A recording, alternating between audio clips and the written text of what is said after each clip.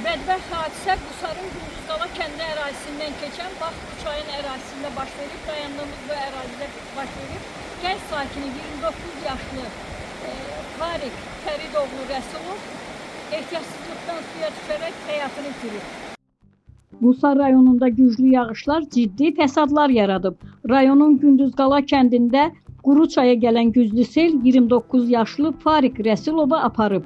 Çəkiliş qrupumuz gəncin batdığı ərazidə və mərhumun evində olub. Çayın qırağında birdən hadisə də sürüşüb, o torpaq sürüşüb, torpaqla bərabər çaya düşüb.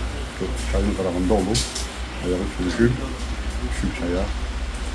Elə ən qalın gələn yerdən də düşüb sel aparıb.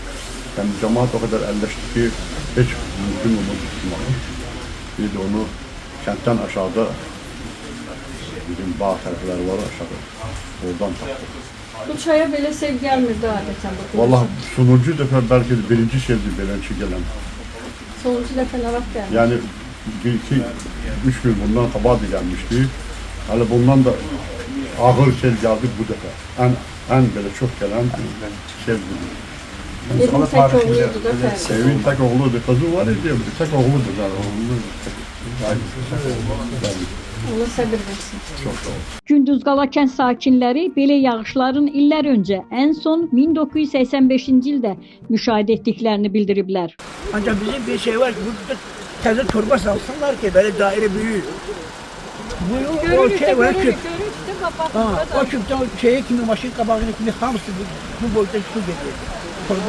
Torba da bol suyla doluydu ancak.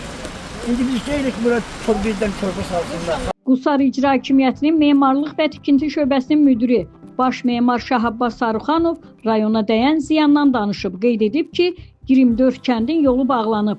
Açılması üçün zəruri tədbirlər görülür.